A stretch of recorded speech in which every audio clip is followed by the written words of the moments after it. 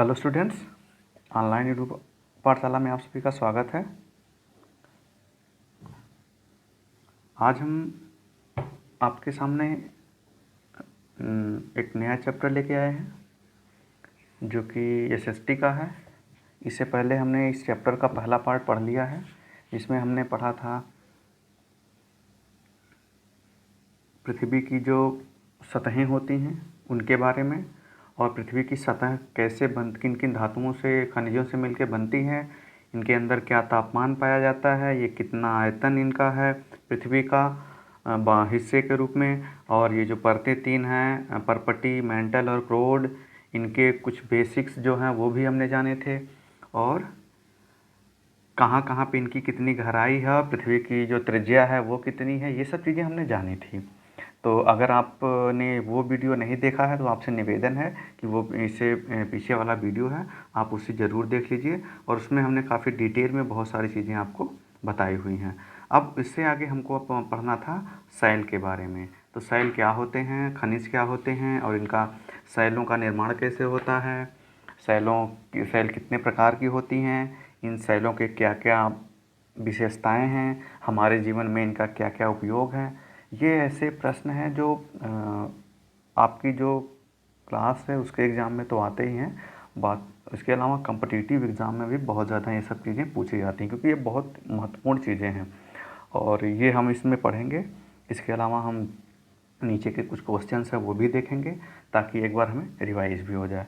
तो आपसे निवेदन है कि अगर आप हमारे चैनल पर नए हैं तो कृपया हमारे चैनल को लाइक करें, सब्सक्राइब करें, और ये वीडियो देखें। अगर पसंद आए तो अपने दोस्तों के साथ भी इसे शेयर करें। तो चलिए चलते हैं हम वीडियो पे और पढ़ते हैं सैल के बारे में। तो सैल क्या है? अब देखिए यहाँ पर लिखा है कि पृथ्वी की परपटी अनेक प्रकार के सैलों से बनी है। पृथ्वी की परपटी बनाने वाले खनिज पदार्थ में किसी भी प्राकृतिक पिंड को सैल कहते हैं। अब देखिए सिंपल सा है कि जो पृथ्वी की जो परपटी है, यानी भूपरपटी है, जिसके बारे में हमने पढ़ा था, तो वो कई प्रकार के सैलों से बनी है। और पृथ्वी की परपटी को जो जितने प्रकार के भी जो पिंड बनाते हैं वो सैल कहलाते हैं। अब ये पिंड सैलें कितने प्रकार की होती हैं ये हम आगे जानेंगे। अब ये बता रहे हैं कि सैल विभिन्न रंग, आकार एवं गठन की होती हैं। यानी कि आप ये जान लीजिए सैल क्या है, यानी पृथ्वी की परपटी के निर्माण में जो पिंड, जिन पिंडों से पृथ्वी का परपटी का निर्माण होता है, जिन खनिज पिंडों से, वो सैल कहलाते हैं। और ये विभिन्न रंग, आकार एवं गठन के होते हैं। अभी आप आगे पढ़ेंगे कि सैल कितने प्रकार की होती हैं, इनका गठन कैसे होता है, इनमें क्या क्या रासायनिक तत्व पाए जाते हैं, वो देखते हैं। मुख्य रूप से सैल 3 प्रकार की होती हैं। तो ये ध्यान रखिए, सैल कितने प्रकार की होती है? 3 प्रकार की। आग्नेय सैल, जिसे इग्नियस बोलते हैं, अवसादी सैल, इसे इंग्लिश में सेडिमेंट्री सैल बोलते हैं, और कायांतरित, मेटामॉर्फिक सैल बोलते हैं। इसे याद रखिए, सैल 3 होती हैं, आग्नेय, अवसादी और कायांतरित। अब देखिए आग्नेय सैल क्या होती है कि जो द्रवित मैग्मा ठंडा होकर ठोस हो जाता है। अब जैसा कि आप जानते हैं पृथ्वी है, तो पृथ्वी का जैसे हमने देखा है कि परपटी के नीचे का भाग द्रव होता है, तो हमने बताया था कि पृथ्वी की चट्टानें चलती रहती हैं, उस पर गति करती हैं, और जब वो, जैसे यहाँ पे आप देखेंगे, ये आपको ये चित्र दिखाया गया है,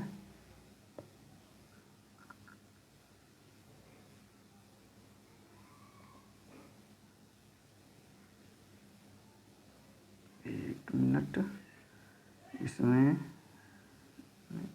जैसे ये देखिए कि ये है, तो इसमें क्या है यहाँ पे कि पृथ्वी की जैसे ये कई प्रकार की, देखिए ये परतें हैं, चट्टानें हैं, तो जो नीचे की जैसे भूपरपटी है ये, और इसके नीचे वो है मैंटल है, तो ये परतें चलती रहती हैं। तो जब दो परतें आपस में से टकराती हैं, जैसे ये इधर से आ रही है, ये इधर से आ रही है, जब टकराती हैं तो एक परत नीचे हो जाती है और ऊपर, तो बीच में से जब इनमें क्रैक होता है तो ये यहाँ से जो तरल मैग्मा होता है ये बाहर निकलता है, और जब मैग्मा बाहर निकलता है तो उसी को ज्वालामुखी उद्गार बोलते हैं। आप जानते हैं कि ज्वालामुखी निकलते हैं, तो उनसे जो तरल पदार्थ निकलता है वो एकाएक आके बाहर जम जाता है, और जो बाहर जम जाता है उसी मैग्मा का जो ठंडा हो जाने का जो हिस्सा होता है, क्योंकि मैग्मा वो बाहर आता है, गर्म रहता है, और थोड़ी देर बाद ठंडा हो जाता है, तो वो सैल का निर्माण करता है। और वो मैग्मा ऐसा नहीं कि 1 किलो 2 किलो निकलता है, वो बहुत विस्तृत क्षेत्र में और बहुत मात्रा में निकलते हैं, और ये निरंतर पृथ्वी की गति के अनुसार चल रहा है। ऐसा नहीं कि मैग्मा अभी जल्दी निकला है। जब से पृथ्वी का निर्माण हुआ है, जैसे भूकंप, आप देखें कि भूकंप हमेशा आते रहते हैं, हल्के फुल्के ज्वालामुखी पहले से भी आते रहे हैं। तो ये एक प्राकृतिक घटनाएं हैं और इनके कारण जो मैग्मा निकलता है उससे आग्नेय शैलों का निर्माण होता है। अब देखिए, इस प्रकार बने शैल को आग्नेय शैल कहते हैं। इसे प्राथमिक शैल भी कहते हैं। यानी आग्नेय शैल जो मैग्मा निकलता है उसके ठंडा होने पे जो शैल बनती है वो आग्नेय शैल होती है। इसे प्राथमिक शैल कहते हैं। दो प्रकार की होती है, अंतर्वेदी और बहिर्वेदी। बहिर्वेदी मतलब जो मैग्मा बाहर आके निकल जाता है वो बहिर्वेदी हो गया, और जो मैग्मा अंदर ही रह जाता है पृथ्वी के, जैसे मान लो ये पृथ्वी की ऐसे सतह है और बाहर आके ये पूरा फैल गया ऐसे ऐसे ऐसे, इस तरफ इस तरफ इस तरफ, तो ये हो गया बहिर्वेदी। लेकिन अगर अंदर ही रह गया, अंदर कैसे? क्योंकि बहुत सारे मैग्मा जो है ना अंदर उनको जगह नहीं मिल पाती, तो ये जो अंदर जो होती दरारें होती पृथ्वी के अंदर, कुछ जो जगहें परतें होती हैं उन्हीं में वो क्या बोलते हैं, वो रह जाते हैं और वहीं पे वो धीरे धीरे ठंडे हो जाते हैं। तो उस सेल को अंतर्वेदी सेल कहते हैं। और उस सेल को हम कैसे पाते हैं? जब बहुत बारिश वारिश होती है, ये सब चीज़ें छट जाती हैं, इनका अपरदन हो जाता है या खुदाई की जाती है, तो ये सेलें मिलती हैं। तो आप समझ लीजिए कि बहिर्भेदी सेल जो बाहर आ जाती है, अंतर्भेदी सेल जो मैग्मा अंदर ही पृथ्वी के परपटी के मतलब ऊपर नहीं आ पाता, अंदर ही ठंडा हो जाता है, उसे अंतर्भेदी कहते हैं।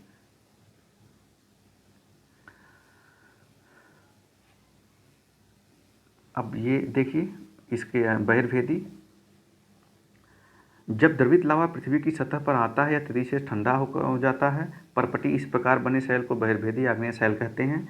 इनकी संरचना बहुत महीन दानों की होती है, उदाहरण के लिए बेसाल्ट। अब देखिए बेसाल्ट जो है वो बहिर्भेदी आग्नेय शैल है, और जो दक्कन का पठार है वो बेसाल्ट शैलों से बना है। तो ये आप ध्यान रखिए, हम भारत का जो दक्कन का पठार है, ये क्वेश्चन आपको कहीं भी पूछा जा सकता है। तो दक्कन का पठार बेसाल्ट चट्टानों से बना है, शैलों से बना है। द्रवित मैग्मा कभी कभी भूपर्पटी के अंदर गहराई में ही ठंडा हो जाता है, जैसा कि मैंने पहले बताया। तो जब भूपर्पटी के अंदर गहराई में ठंडा हो जाता है तो उसकी गति ठंडा होने की धीरे होती है और वो अंतर्भेदी आग्नेय शैल बनाते हैं। क्योंकि ये धीरे धीरे ठंडा होते हैं इसलिए बड़े दानों का रूप ले लेते हैं। यानी जब वो धीरे धीरे ठंडा होते हैं तो वहाँ दाने बड़े हो जाते हैं। और जैसे कि ग्रेनाइट, अब देखिए ग्रेनाइट क्या है? ग्रेनाइट ऐसा नहीं कि ऐसे ऊपर ही मिलती है। ग्रेनाइट जो खुदाई की जाती है जहाँ मिलती है, चूँकि परत के नीचे रहती है, तो या तो अपक्षय हो जाता है, जो अपरदन के बाद, अपक्षय के बाद पृथ्वी की परतें जो हैं पतली हो जाती हैं या हट जाती हैं। जैसे आप देखेंगे ये पर्वत है ऐसे कोई, और ये इसका क्या हो गया है, अपर्दित हो गया है। तो उसके बाद क्या होता है, जैसे ये पर्वत है, अब ये धीरे धीरे बारिश हुई धूप से, तो ये क्या होती है, ये शैलें धीरे धीरे टूट के बारिश के साथ बह जाती हैं। तो फिर ये इतना ऊंचा था, धीरे धीरे ऐसे हो गया। अब यहाँ जो शैलें थी वो ऊपर आ गई, खुदाई के बाद मिल गई, तो उन्हें क्या कहते हैं, वो होती हैं आपकी ग्रेनाइट शैलें। और ये हमारे जीवन में बहुत उपयोग में लाई जाती हैं। अब आगे हम पढ़ते हैं, ये तो आग्नेय शैल हो गया। अवसादी शैल क्या होती हैं? अब जैसे क्या है कि जब शैल लुढ़क कर, चटक कर या एक दूसरे से टकराकर छोटे छोटे टुकड़ों में टूट जाती हैं। जैसे कि हमने बताया जब अपारदन होता है तो शैलें टूटती हैं, तो टूट के फिर क्या होती है, वो छोटे छोटे टुकड़ों में हो जाती हैं, और इन छोटे कणों को अवसाद कहते हैं। और ये अवसाद हवा, जल आदि के द्वारा एक स्थान से दूसरे स्थान पर पहुंचाकर जमे किए जाते हैं। सपोज करो कोई ये ऐसे पर्वत ही है, मान लो यहाँ खूब चट्टानें बनी पड़ी हैं, लेकिन जब बारिश हो रही है तो ये धीरे धीरे टूट टूट के यहाँ जो खाई है, मतलब जो गड्ढा है, यहीं पे भरती जा रही हैं, और ये 100-200 साल में यहाँ पे अपक्षय हो गया, और जो अवसाद हुए फिर ये जम के ये अवसादी शैल का निर्माण करते हैं। तो ये समझ लीजिए। इनके उदाहरण क्या है? बलुआ पत्थर रेत के दानों से बनता है। अब बलुआ पत्थर जैसे बालू होता है, तो बालू क्या है, वो पानी के साथ, हवा के साथ बह के आ गया, और वहाँ कई सालों तक रहने के बाद वो क्या हो गया, बलुआ पत्थर हो गया, जो रेत का बना होता है। अब इसमें ये जो होता है, जो अवसादी शैल होते हैं, इसी में जीवाश्म भी पाए जाते हैं, जो जीवाश्म ईंधन होते हैं, जैसे कोयला हो गया, पेट्रोलियम हो गया, तो ऐसे ईंधन अवसादी शैल में सबसे ज़्यादा पाए जाते हैं। इसके बाद हम आते हैं कायांतरित शैल पे। कायांतरित शैल क्या होती है? अब देखिए, आग्नेय एवं अवसादी शैलें उच्च ताप एवं दाब के कारण कायांतरित शैलों में परिवर्तित हो जाती हैं। कायांतरित मतलब अपना रूप परिवर्तित कर देती हैं। ये मान लीजिए कोई चट्टान है, तो इसमें धीरे धीरे घर्षण अपक्षय हुआ, टूट के अवसाद बन गई, तो अवसादी सेल हो गई। लेकिन ताप और दाब के कारण अगर इसका रूप परिवर्तन हो गया तो वो कौन सी सेल हो जाएगी? कायांतरित सेल हो जाएगी। यानी इसके संगठन में जो है वो परिवर्तन हो जाएगा, तो वो रूपांतरित सेल हो जाएगी। उदाहरण के लिए चिकनी मिट्टी स्लेट में या चूना पत्थर संगमरमर में परिवर्तित हो जाता है। अब देखिए, जो चिकनी मिट्टी होती है, जब धीरे धीरे उसमें ताप और दाब बनता है तो किस में बदल जाती है? स्लेट में। और चूना पत्थर संगमरमर में। तो ये याद रखिए, चिकनी मिट्टी स्लेट में बदलती है, तो ये कौन सी प्रक्रिया है? आग्नेय सेल का कायांतरित में होना, यानी सेल आग्नेय अवसादी सेल का कायांतरित में होना। चूना पत्थर का संगमरमर में बनना, ये है आग्नेय सेल का कायांतरित सेल में बदलना। यानी ये इसके उदाहरण हैं। ये आपके भी नीचे जो भी आप क्वेश्चन पढ़ेंगे उसमें आएगा। अब सेल हमारे जीवन में बहुत उपयोगी होते हैं, सड़क, घर, इन सब बनाने में इनका काम आता है। ये ज़्यादा देखने अब ये दो चीज़ें आप ध्यान दे दीजिए कि लाल किला बलुआ पत्थर से बना है, ताजमहल सफ़ेद संगमरमर से बना है। अब सफ़ेद संगमरमर कौन सी चट्टान है? कायांतरित। अभी आपने पढ़ा चूना, जो चूना पत्थर होता है कायांतरित में बन जाता है। किसमें? कायांतरित में। और ये बलुआ पत्थर क्या है? बलुआ पत्थर है अवसादी सेल, जिससे क्या बना है आपका हमारा दिल्ली में जो लाल किला है। तो ये ध्यान रखिए कि लाल किला तो हमें पता है, लेकिन लाल किला किससे बना? बलुआ पत्थर से। बलुआ पत्थर कौन सी चट्टान है? अवसादी चट्टान है। ताजमहल किससे बना है? ताजमहल बना है संगमरमर से। संगमरमर कौन सी चट्टान है? कायांतरित सेल है। तो ये ध्यान रखिएगा। अब सेल का एक चक्र होता है, तो ये आप ध्यान दीजिए। देखिए क्या है, इस चित्र पे ध्यान दीजिए कि ये देखिए मैग्मा है, ये पृथ्वी की परत है, ये मैग्मा है। और मैग्मा जैसे ही आया, ये देखिए लावा लाल लाल निकला और क्या हो गया?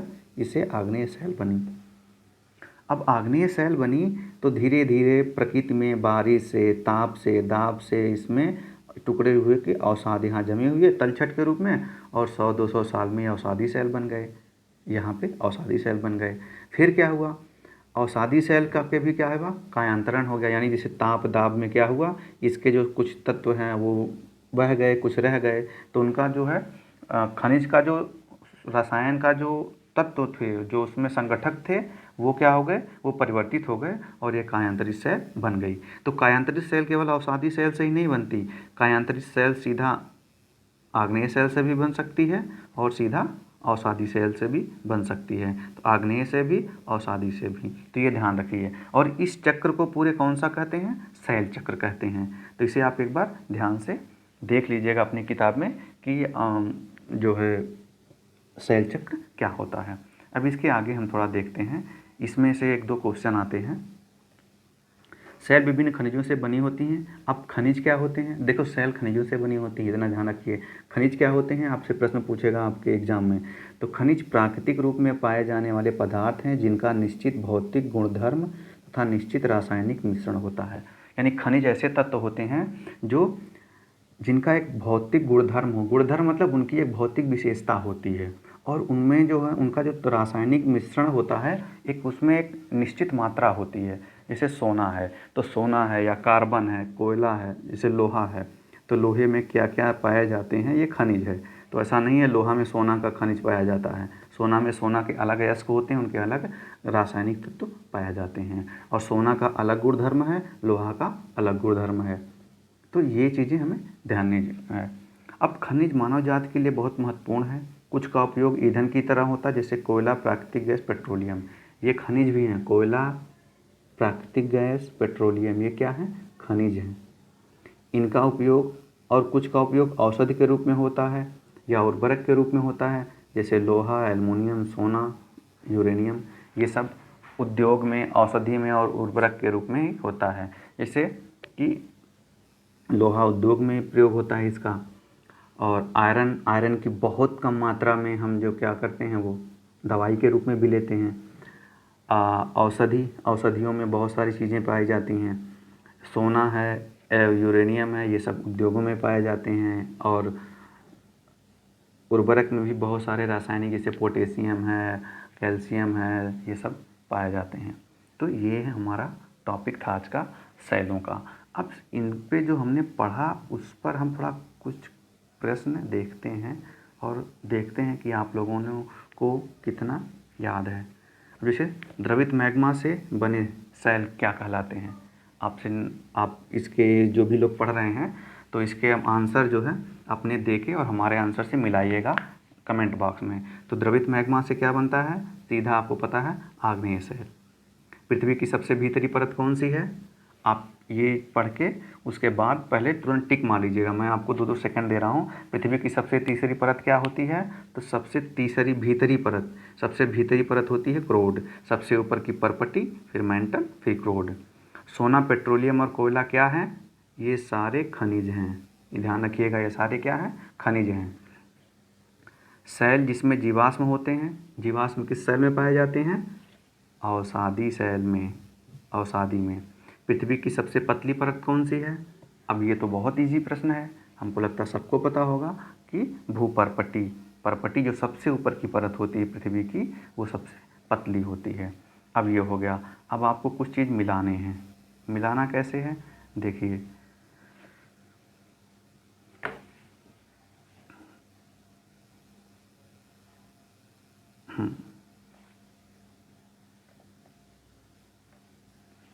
अब क्या है कि क्रोड, क्रोड क्या है? हमें पता है क्रोड पृथ्वी की सबसे निचली परत है। तो सबसे भीतरी परत यानी क्रोड कहाँ मिलेगा? इससे मिल गया। अब खनिज, खनिज क्या है? खनिज में क्या होता है? इसका एक निश्चित रासायनिक मिश्रण होता है। अभी हमने ऊपर ही पढ़ा ना, खनिज में क्या होता है? उसका एक रासायनिक मिश्रण होता है। अब देखिए, सेल, सेल क्या होती है?